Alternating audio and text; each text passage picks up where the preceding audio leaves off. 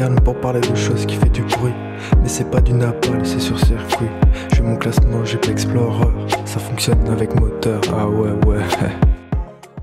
T'as dit quoi YouTube? J'espère que tu vas bien et j'espère que ta famille se porte bien. On se retrouve dans une nouvelle vidéo où je vais faire mon classement du GP Explorer. Ceux qui ne savent pas, c'est ce que Squeezie a organisé en gros. C'est tous les youtubeurs et influenceurs vont concourir. On dit, ça se dit ce mot? Vont concourir. Enfin soit vont piloter leur F4 sur le circuit Bugatti et il y aura du coup un gagnant et ainsi de suite jusqu'à 22 quoi.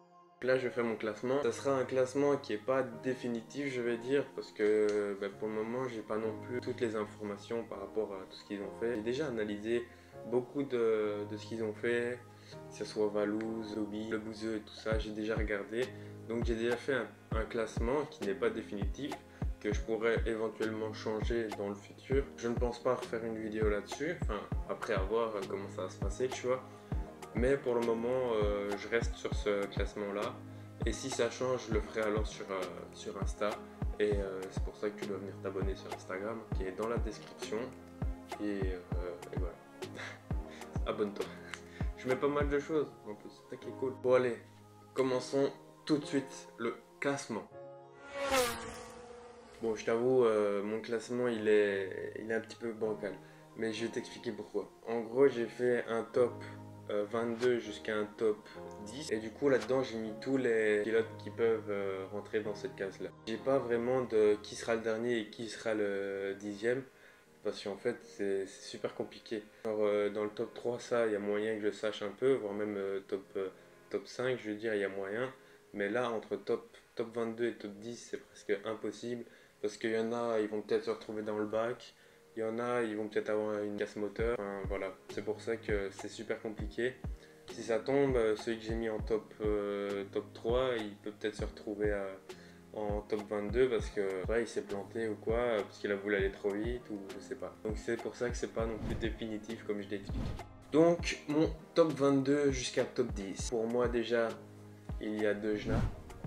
Parce que, en tout cas, pour le moment, elle fait énormément de tête à queue, elle va dans le bac. Et en plus, elle n'est pas très rapide. Moi, je pense qu'elle sera dans le top 22.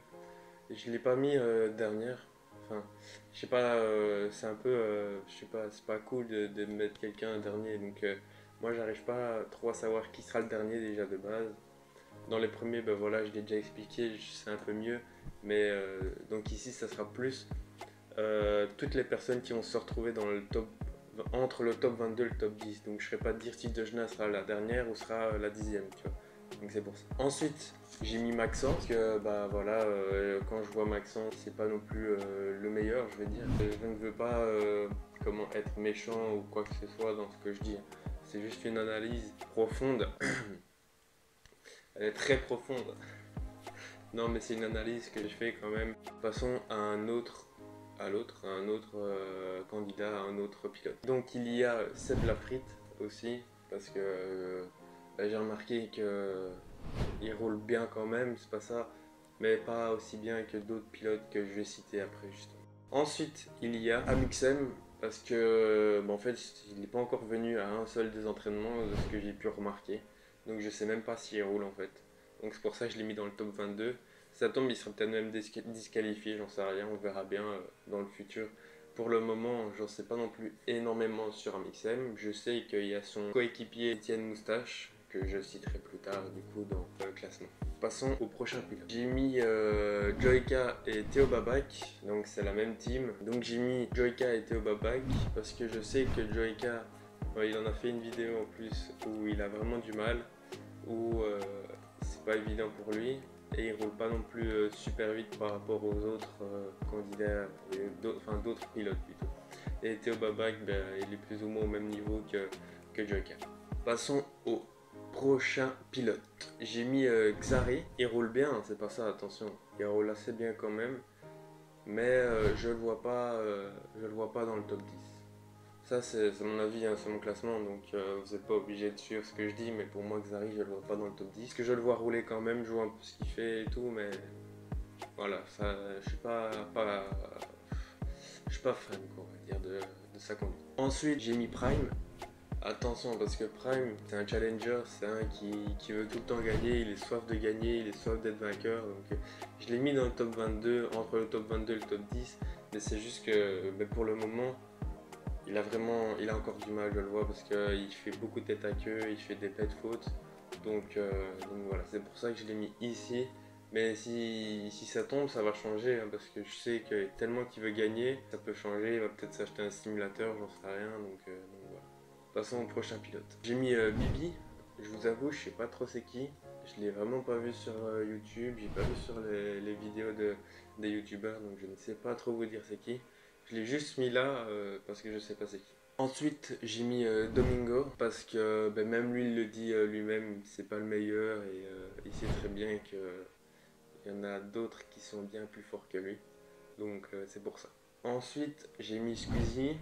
Ça peut peut-être paraître bizarre, mais par rapport à d'autres pilotes, je ne le vois pas dans les 10 premiers, donc c'est pour ça. Je sais, ça peut paraître bizarre, mais voilà. Pour le moment, je le mets là. Le dernier pilote, ou la dernière pilote du coup, ça serait Catsup. Parce que Catsup, elle roule quand même bien, elle a son simulateur si je me trompe pas, mais elle peut pas dépasser, enfin pour le moment elle ne dépasse pas les autres pilotes qui sont à suivre.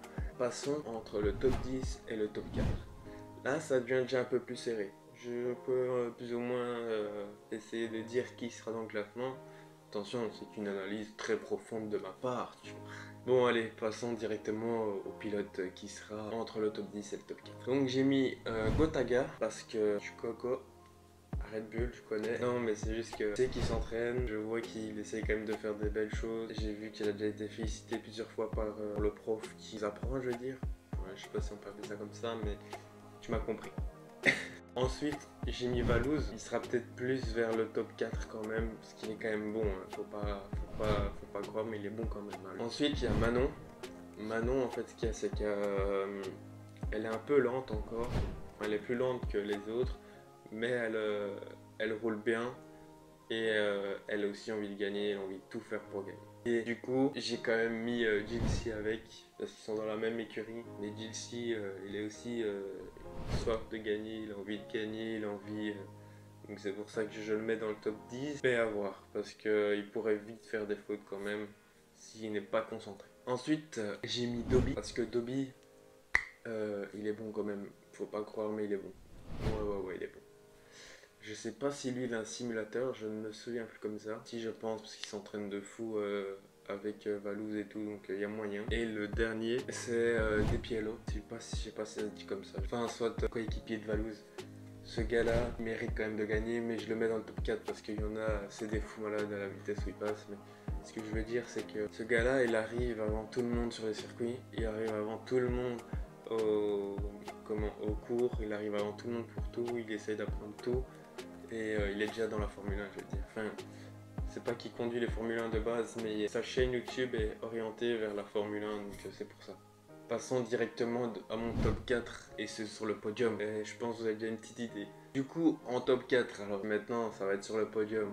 Et mon top 4, c'est Étienne Moustache. Il est super bon quand même par rapport aux autres qui restent. Je peux vous dire qu'il doit encore faire ses preuves. Du coup, en top 3, il y a le bouseux. Il s'entraîne, je vais pas dire tous les jours non plus, mais il s'entraîne de fou malade parce que je sais, il a un simulateur, il s'entraîne souvent dessus, il essaye, il a presque tous les trucs exacts pour son simulateur, donc c'est pour ça. Ensuite, mon top 2 et mon top 1, c'est la team Villebrequin. Je pense que c'est presque impossible à les battre. Ces deux gars-là, ils sont chauds, mais vraiment, quand je te dis qu'ils sont chauds, ils sont chauds. Ils sont chauds, bâtards. Non, mais ils sont vraiment très chauds.